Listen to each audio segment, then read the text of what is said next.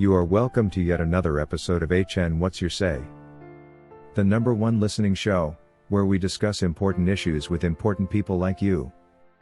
We are featuring R. Kelly.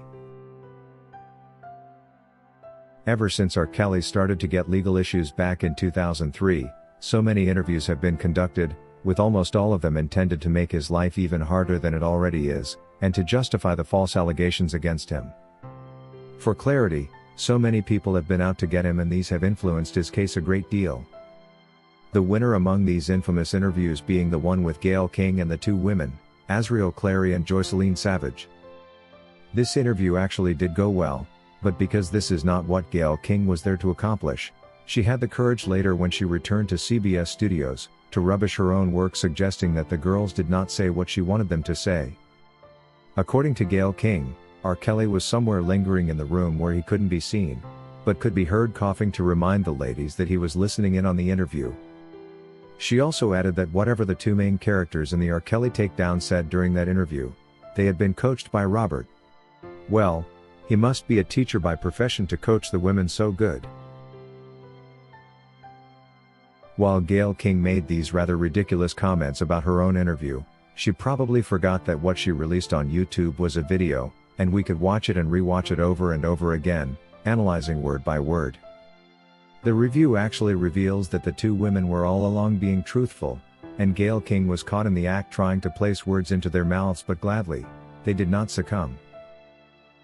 You know what they say? They say that you were brainwashed. I talked to your dad last night. He says, my daughter is brainwashed, and he's very concerned. He said he was here 2 days ago and you wouldn't even look him in the eye. Gayle King began by declaring polygamy illegal, an attack on many people around the world who believe in this way of life, and those that have grown up in polygamous families.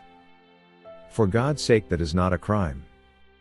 And then she went on to speaking for their parents, and telling us things they were not around to defend by themselves.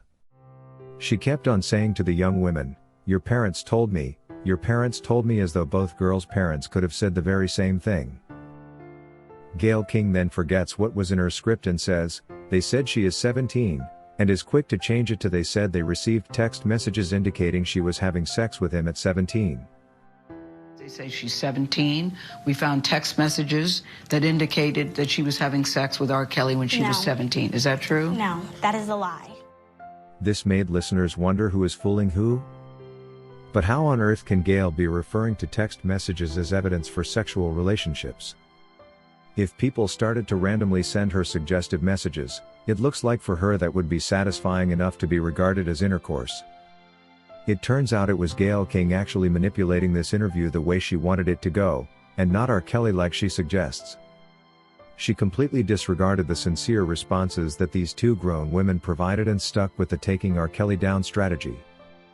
And then Gayle King realizes she is losing this and is quick to remind them, hey, let's get back to accusing this man R. Kelly. He has decades of allegations against him. Who is controlling here and who is trying to brainwash the women?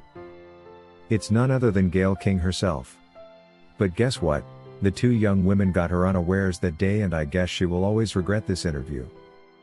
And when she returns to studio, she plays the judge defending the parents and suggesting they did not solicit any such funds from Robert, only because they told her so.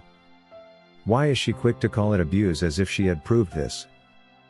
First of all, there is no child that would make such a grave false allegation of blackmail against their own parents. This is like calling your parents the worst thing that anyone could ever be. A cheap blackmailer who hopes to get rich off people's sweat with money they have not worked for. That would be gross. In my opinion, if the two women said this about their parents, they were being truthful. The passion and confidence with which Azriel made these allegations was enough to pass a lie detector test. Who doesn't know that celebrities go through these troubles every single day? Who doesn't know that everyone wants to blackmail these people at every opportunity? Well, I wouldn't doubt that a father who is able to willingly hand over her own daughter to a celebrity in the first place, or careless to raise girls as casually, is not capable of blackmail. Especially if it comes from a confession by their own daughter. How they started to send threats to R. Kelly, that if he didn't send $20,000 to their bank account they would level up with him. We simply cannot rule out blackmail because celebrities suffer this a lot. Until now I find it hard to believe that Gayle King would refer to text message simply talked about by Azriel's parents as empiric evidence he was sleeping with her when she was still underage. And this serves to show the kind of circumstantial evidence government provided and that was based on by the judge to convict R. Kelly. Text messages cannot in any way confirm that two people had sexual intercourse. The only confirmatory test for this would be DNA testing, which required the concerned parties to carry out the investigations in time when they started having concerns. The reason this never happened is they knew well their daughter was of age, and they encouraged their daughter to be with him hoping to gain financially, which never happened. Only when the blackmail failed did they think of taking to the media to try muting the R&B king. Shame on them. The media has done a good job tarnishing R. Kelly, but thankfully many are now waking up to the fact that he is actually not the bad man that was portrayed by such interviews. R. Kelly is and always will be a great man. We actually did miss him at the most recent Super Bowl halftime show. His music would have been much better than what Usher Raymond was able to display. It's a shame such a great talent is locked up and being wasted in prison over lies backed by circumstantial evidence. It's a shame to see the whole government work for a single entity that is interested in seeing R. Kelly muted and his career destroyed only because they wish to keep his music and make money off it. Everyone involved in this ought to check themselves before attorney Jennifer Bonjean checks their allegations in this coming appeal process.